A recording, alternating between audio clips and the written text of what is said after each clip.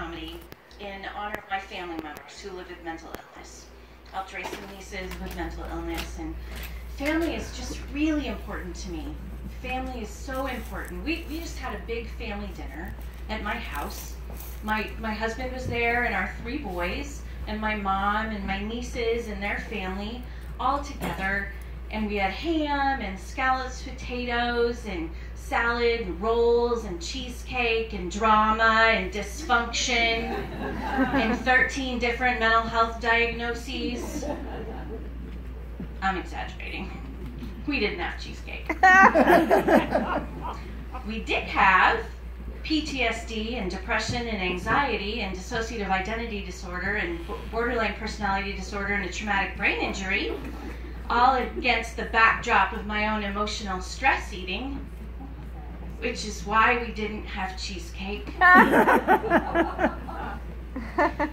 And unfortunately, not long after that, my mom went back into rehab. It's her 2nd time through rehab this year. Old people rehab. She just had surgery. What are you people thinking? Man. So she's in rehab, so she's there to get stronger so that she can go back home, and she's doing a lot of physical therapy, which is great. But the other day they kind of messed up because their physical therapist was out sick and they brought in a sub. And they brought in a CrossFit instructor. Oh, no. I don't know if you know what CrossFit is, but these are like hardcore exercise fanatics.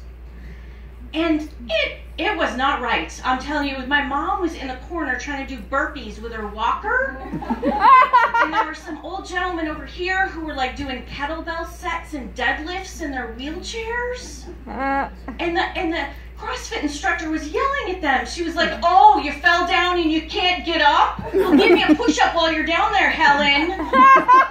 And use your core." That's not right. Helen did look pretty buff, though, so maybe it's working. And she'd come to rehab out of the hospital because she'd had surgery. And so it's just so weird, the things they send you out of the hospital with. I don't know if any of you had a recent hospitalization in your family, but they send you out with that giant plastic bag filled with random items, and they're free, except that insurance paid $1 jillion for them. But you're just open, you're pulling it out. And my mom brought home an air mattress. I'm not kidding. A giant industrial strength air mattress that they were just going to throw away, which I guess was like an apology for the hospital mattress. And then you pull things out and you're like, oh, there's that weird toothbrush they gave me and the cup I peed in. I'm not going to practice that at home. And the soap and the shampoo that made you break out in a rash. And you don't even get to bring home like a bathrobe or anything. You get those horrible grippy socks. Those are awful. It's kind of like stealing the amenities from the worst hotel ever. It's a weird system.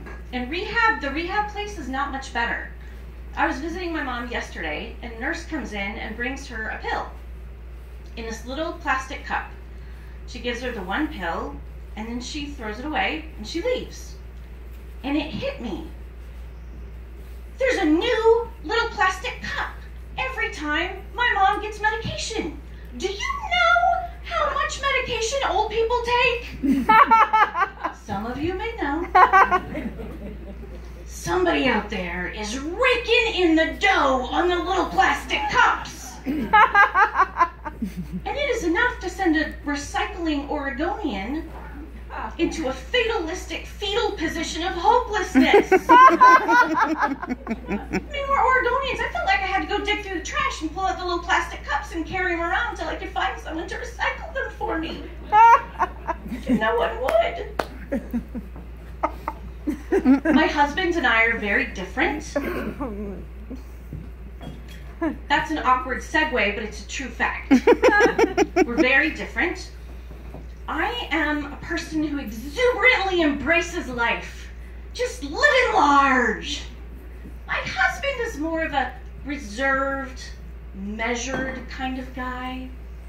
So if he's going to boil water, he's going to set it to 5. He can wait. like turn it to 11 kind of girl. Let's boil that. If he's going to reheat food in the microwave, lukewarm is fine. Lukewarm is, he doesn't need to be demanding. Hot food's for showy people. If we get in the car, I'm going to turn it up to 80 because I'm cold, and then we'll get hot, and I'm going to turn it back down to where I want it to be. He'll just set it to 72 where he eventually wants it to be and wait. We're very, very different. Let me see here. Okay, so, yep, we got to talk about this. We got to talk about mental health. It's a reason I hope that y'all are here tonight, is to join us in talking more openly about mental health. Because when we do, people feel safe about getting help, right? And my mom just went through breast cancer. That's what her surgery was for. And I can tell you that with no judgment, no shame. And that's where we need to be with mental health. Because we used to talk about cancer in whispers, right? Back in the 70s, we would say, oh, did you hear about Alice? She has the breast cancer. We don't do that anymore. No, it doesn't matter if it's breast cancer, ovarian cancer, prostate cancer, testicular cancer. We're talking about it at the Walmart with a cashier. And on Sunday morning, we're raising our hands with prayer requests for our private parts. Right? That's where we have to be with mental health. We have to be open about it. Yes, exactly. Exactly. But here's what we're going to do. We're going to be open about mental health, but we're going to stop immediately blaming every single horrific act of violence in this country on mental illness. Yes. We're going to stop that. Because sure, we need lots more funding for mental health, and sure, sometimes mental illness plays a role, and sometimes we don't want to talk about the real fact that evil is true, and we don't want to talk about the real issues. But if you want to make blanket statements about groups of people who are likely perpetrators of violence, you need to talk about hormonal perimenopausal moms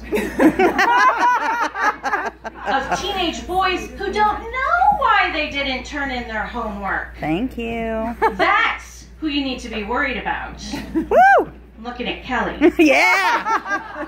Those women are scary. Yeah.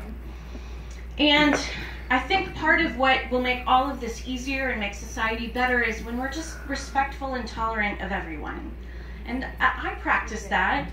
I'm very respectful and tolerant of everyone, all beliefs, all lifestyle choices. You know what I'm talking about. Introverts.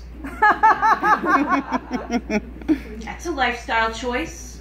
I don't understand it. I don't agree with it, but I respect it. I do. I even have a friend who's introvert. She says she was born that way. No. Her name's Susan. Sarah, Sharon, I don't really know. She's very quiet. Did I make you a little nervous? You thought I was going to talk about that other lifestyle choice, right? So here's the truth. I wouldn't joke about that because I may be really open and tolerant and respectful, but that lifestyle choice is a choice too far for me. I mean, morning people. Everybody knows that 5 a.m. is Satan time.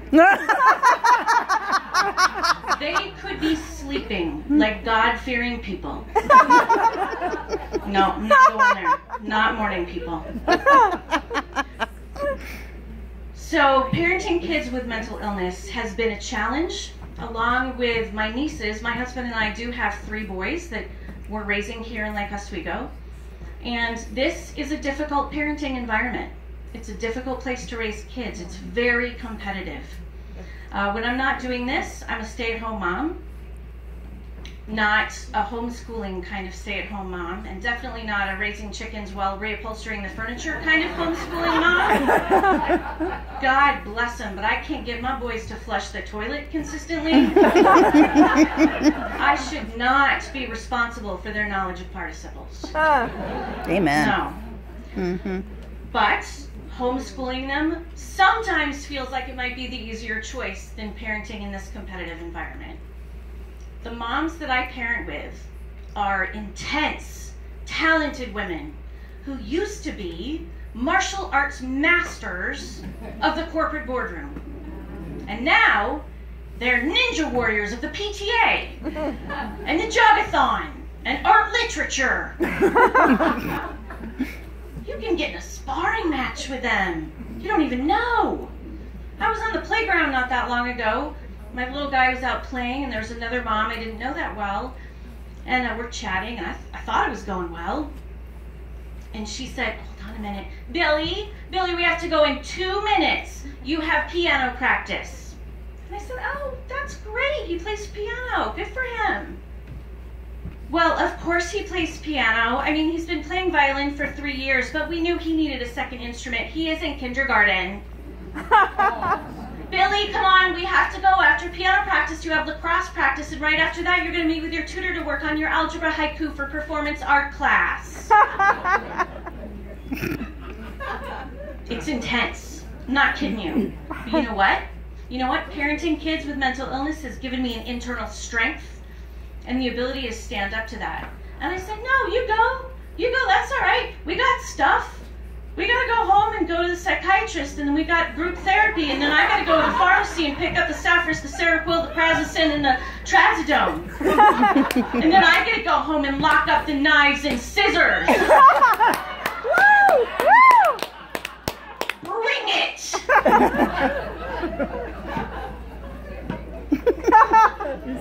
You know, kids used to get to go to the elementary school carnival. We would go to the elementary school carnival, right? And you'd have the cakewalk and maybe that little fish tank where they'd throw the fishing rod behind a curtain, and then Mrs. Klapchick would put a little piece of plastic on there for you. You'd be like, oh, I won something! That is not what it's like anymore. No. Now, at the overproduced spring carnival, the children are walking to culturally appropriate world beats. And they're trying to win Nike gift cards or probiotic cake pops. Oh.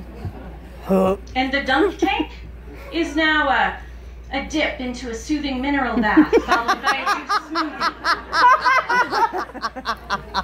But you know what? That's okay. Every parent has their own set of skills that are appropriate for their kids, right? Those moms know all the best dance teachers and soccer coaches in Lake Oswego. I know all the best psych units and ER waiting rooms in the Portland metropolitan area. It's all good stuff. All good stuff. Part of raising these kids and helping take care of my mom, I realized I got to take care of myself. I have to take care of myself, and I have to get fit and strong. So I bought a Fitbit. I didn't wear it tonight because, you know, sparkles didn't go. But I got a Fitbit, and I'm excited to try it. I don't really know how it works, but apparently when you put it on, it makes your bits fit. And I am excited about that. I'm hoping for these bits. And I got the upgrade. So it doesn't just count my steps. It actually gives me verbal prompts, which is exciting. Apparently, if I hit my goal, it's going to say, go Tara, go Tara, go Tara. Haven't heard that yet. The first thing I heard, it just said, get up. Get up. And then one day it said, are you even trying? Most of the time it just says, well, bless your heart. But I'm going to work on it. I'm going to work on it because we're surrounded by technology, and it's supposed to help us, right? It's supposed to help us. And I sometimes believe that, and sometimes I think it's actually isolating us. It's separating us from each other. It's destroying our communities. And honestly, it might be endangering the human species. I know that's a bold claim, all right? Bold claim, but hear me out. when the zombie apocalypse happens and the internet goes down, we are lost. We are so addicted to our phones and to technology. I mean, the good thing is Instagram is going to be done. Because nobody wants to see pictures of your dinner brains. So that's zombie apocalypse is going to be the end of Instagram. But the problem is that we can't even go to the bathroom right now without our cell phones. And I'm not going to look at anyone specifically in this room, but you know who you are, right? Or maybe your spouse used to carry the newspaper into the restroom and now they carry their cell phone. You know that's true. We can't even go to the bathroom without our cell phones, and now we can't go anywhere without Google Maps. And it's wrecking our brains. I just read a study that said when you are looking at a paper map and trying to figure out your route and you are remembering where things are, your brain in a brain scan will just light up. I mean, just activity all over your brain. And when you're using Google Maps, nothing. It's dark in there. It's ruining our brains because we can't go anywhere without Google Maps. I think that's why we take our cell phones to the bathroom. Where am I going? Where? It's interfering with everything, I'm telling you. It's interfering with my relationship with my mom because she won't stop asking me for help with her computer. She asked me for help the other day. She needed help with something. I said, I don't know, Mom, just Google it. Google. I don't think I have Google on my computer. I don't see a Google button. Mom, no, it's not a button. It's a website. So just forget it. I'll look it up. And passwords? Oh, if I have to help her with her passwords one more time. The last time I had to help her with her password became, it's Tara, darn it. No, that's not even true. It wasn't, darn it. It's hard. In technology, it's interfering with everything. It's interfering with our ability to be good caregivers. It's interfering with our ability to support each other. Do you know what family members and caregivers really need? They need to be heard and accepted. They need to be supported. You know what they don't need? Cockeyed health tips from the internet. So I don't care if it's mental health or weight loss. I don't want to hear about your cousin who cured themselves with the essential oils. I don't want to hear it. I don't want to know how you cured your devastating elbow illness with herbs from the internet. Let's just keep that to ourselves and love each other. That's what we're going to do. And then finally, I have to say I'm really struggling with one last aspect of parenting. I mean, okay, there's probably a lot more, but I'm just going to tell you about this one. And it's menu planning and cooking, because technology has even made that harder. I mean, first of all, I have found out with 3 teenage boys, apparently you have to feed them every day. Every day. Over and over and over again. It's exhausting. And that's bad enough, but there's Pinterest, and Pinterest wants you to make it beautiful. There are these crafty moms on Pinterest who are like making their kids organic snacks that look like sea animals. True, that's so I'm trying. So on a good week, I make a menu plan. For the whole week, and then I go shopping and I buy everything and I prepare all the food, and it's scratch-made food with artisanal ingredients that I try to plate beautifully with a balance of texture and color. That's a good week. Now, a normal week, we're eating stuff from Costco or leftovers or takeout. And on a bad week, I embrace cereal as dinner. And I try to convince my kids of the health benefits of fasting. And I have found out that they are far less hungry when you let them play unlimited video games. Thank you guys so much. Thanks.